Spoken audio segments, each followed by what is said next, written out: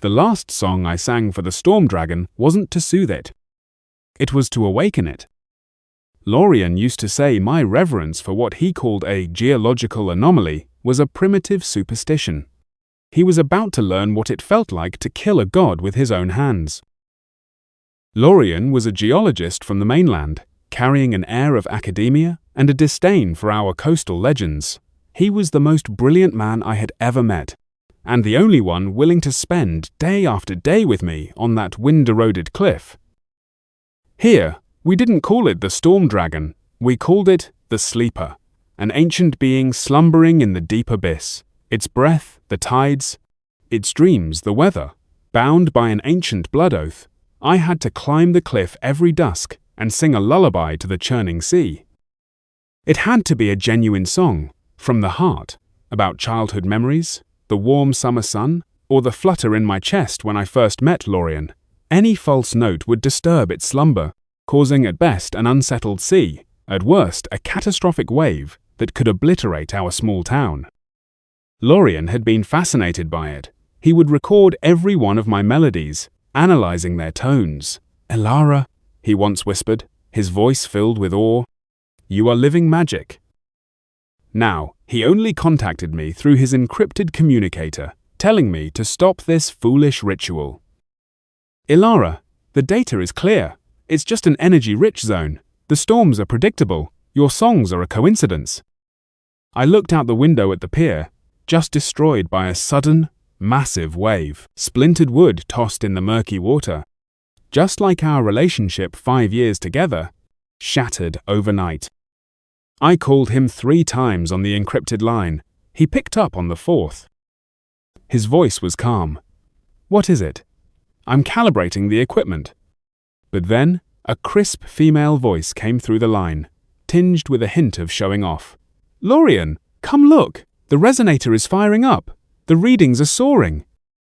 Blood rushed to my head. "Lorien, what are you doing?" He explained in that tone one uses to placate the ignorant. "You're misunderstanding, Elara.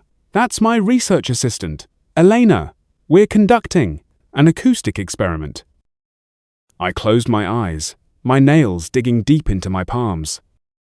"Lorien, if you insist on provoking it with that thing, you will regret it forever." This was the warning of the oath. No one could change it.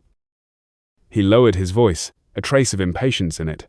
"Elara, I've explained this so many times. It's not an it. It's a scientific phenomenon. Why do you always threaten me with those ancient curses?" Seeing my silence, he hardened his tone. "Elara, be rational." I scoffed.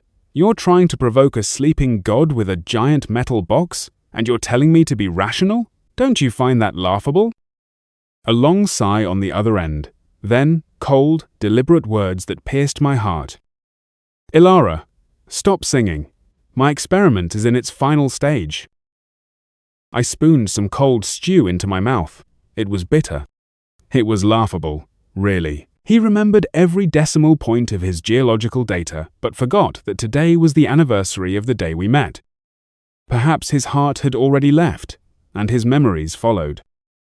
"Oath," I whispered to the empty room, "can you sing a dirge?" The wind whistled through the window crack, a mournful sound, as if in reply. "No need," I smiled. "Save it for when I die." I had made my decision. I would break the contract I was born with, return to a world without storms, without gods, and without Lorien. I might be ordinary there, but at least I would have a family who loved me. My resolve crumbled when I saw the pre-announcement for Lorien's journal publication. The hands that had once transcribed my music, that had shielded me from the cold wind, were now tuning that massive, cold machine. The caption read, "I will use science to reveal the truth of the storm to the world." It made all my past efforts feel like a joke. "Aren't you going to try anymore?" the wind seemed to ask. No. My heart was dead. The moment he decided to desecrate a deity with scientific arrogance, my duty as a guardian was doomed to fail. If that was the case, why not seek release sooner? To actively break the oath will be painful, the ancient rules echoed in my mind. But the good news is, you get to choose your farewell. I thought about it seriously, then smiled faintly. Lorien never believed my voice had power. Then let him witness for himself what happens when that power is fully unleashed. I bet the look on his face would be priceless. The final moment arrived. I lay on the cold altar rock, my insides feeling as if they were being twisted by an invisible hand. This was the price of breaking the oath. My life force was being severed from the ancient pact with this coast. It's okay, just endure it.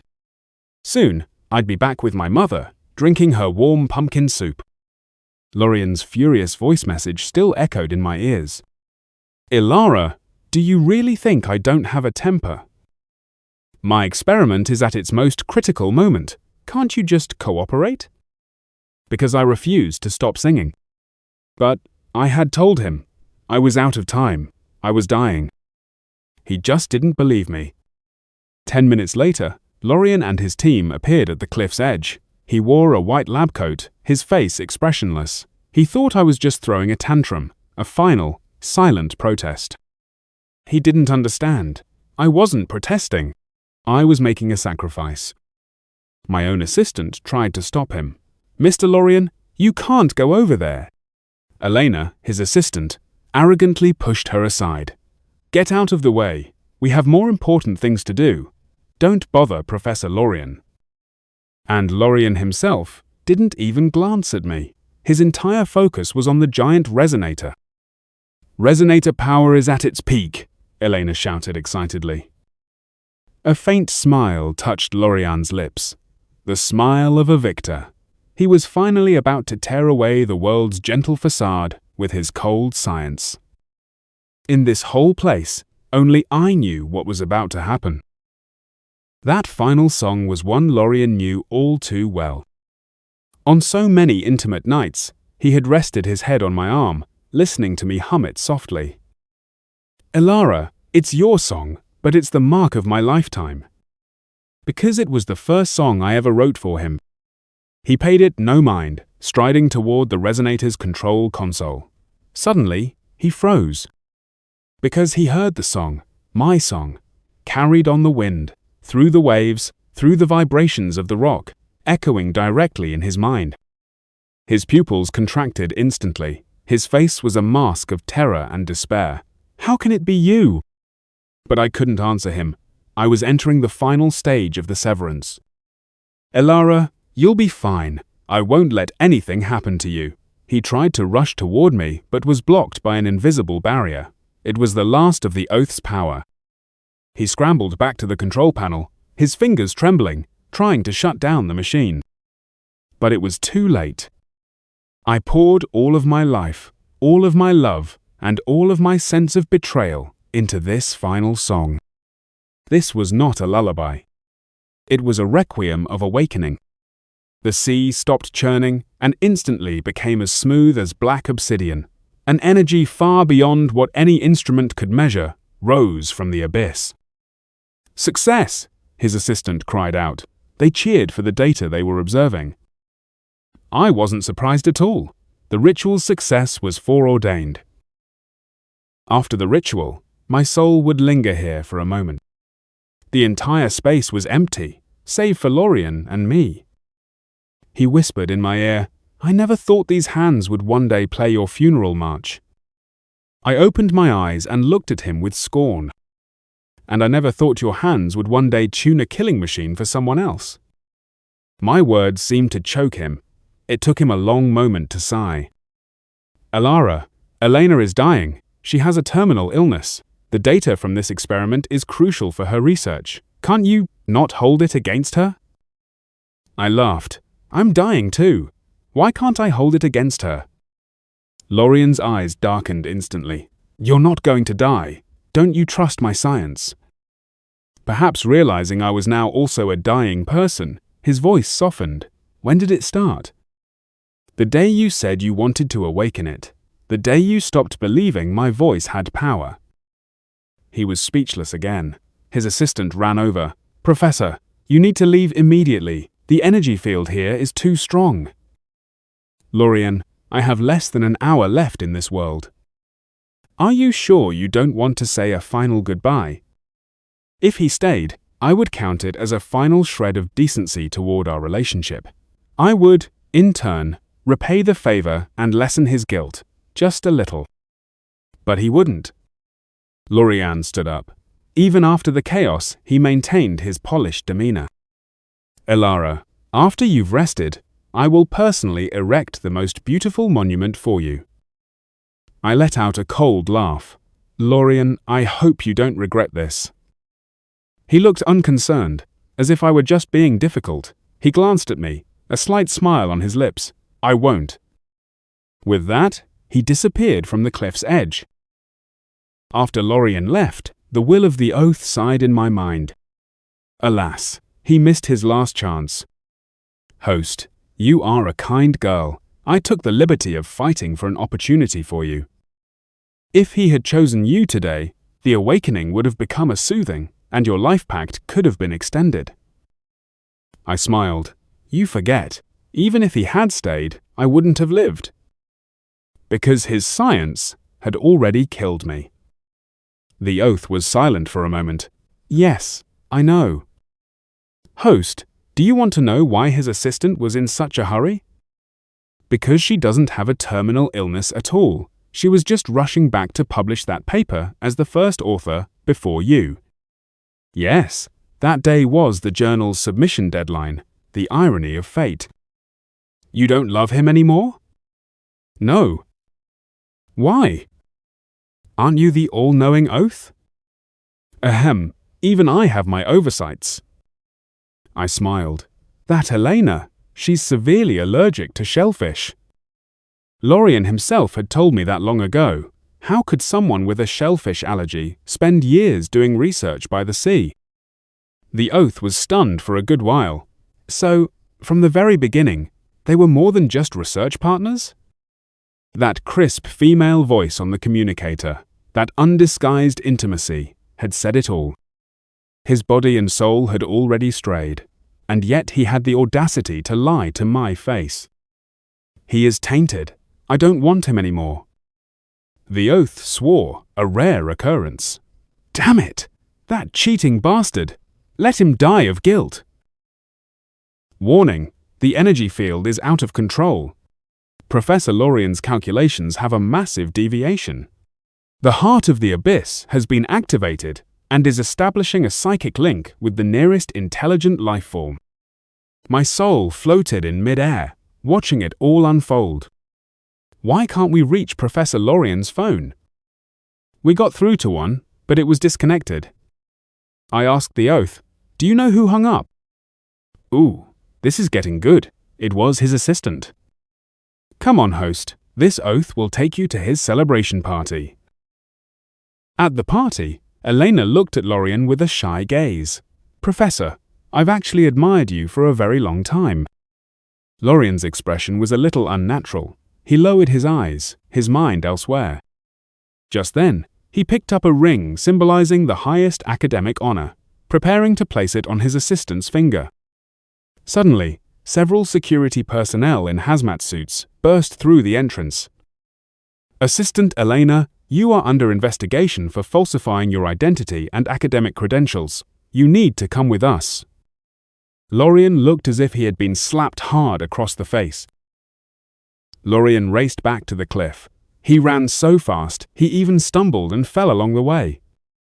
Where's Elara? Where is Elara Morningsong? His assistants were frightened by his crazed state. Professor, there's no Elara Morningsong here. Damn it, then where did she go? Her remains are in the sanctum. Lorian staggered, grabbing his assistant's collar. Impossible! She was fine just a moment ago. On the way to the sanctum, with every word the assistant spoke, Lorian's face grew paler. Her body looked as if it had been crushed by an invisible weight. The sleeper has awakened. It wasn't angry. It just woke up. The residual energy from its awakening destroyed everything in the vicinity, including her. It was like a heavy hammer blow to his heart. It meant his experiment was a complete failure. When did she pass? An hour after you left the cliff. What was he doing then? Attending a celebration party. Lorien hesitated several times, unable to bring himself to lift the white sheet covering me. His hand trembled, as if he had Parkinson's. He finally closed his eyes and yanked it away. He just looked at my body calmly. Then he gently caressed my face. Elara, get up. Let's go home. We won't be apart anymore, never again, okay? The room was silent. No one answered him. He asked the assistant beside him in a deceptively calm voice, "Did Elara say anything before she left?" "She did." Lorien's eyes lit up for a second. She said, "She wished you great success and fame, and to never meet again." "Ah, Professor." "Professor, what's wrong?" Lorien collapsed heavily to the floor. Seemingly oblivious to the pain, he quickly scrambled up and limped toward the exit. "I need to go home," Elara said. "She gets cold." He used his key to open the door to our old home. It was pitch black. The house was empty, like a model home that had never been lived in. That's right, I had taken everything that was mine. In the framed photo, only his half of the picture remained.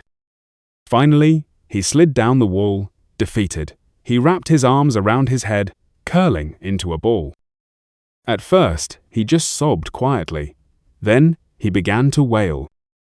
"Elara, I was wrong. I was so wrong. Please come back, okay?" A flash of white light. "Farewell, host. I'm going home." Lorien could no longer conduct any research. He developed a stress reaction. The sight of data made him see Elara lying on that cold rock. He returned to the cliff, day after day. "Elara liked it when I listened to her sing. She'll be lonely if I'm not here." He chuckled at himself and began to hum softly. The notes were off-key, the melody disjointed. Flashes of memory replayed in his mind. Elara on the altar, Elara in the sanctum. Guilt, like a green sprout, had grown into a dense web of vines inside him. With a soft thud, Lorien collapsed on the edge of the cliff. He saw the sleeper. It wasn't a geological anomaly. It was a pair of eyes enormous, sad, and filled with ancient wisdom, staring at him quietly from the depths of the abyss. He heard a song, not Elara's, but the sleeper's. It was an eternal song of loneliness. He finally understood Elara's last request. She hadn't cursed him to die. She had cursed him to live forever in this solitude, to become the next guardian, singing day after day until the end of time. Those who betray a true heart never meet a good end. Like him, Lorien. "Elara, will you come and take me away?" There was no answer but the sound of the wind.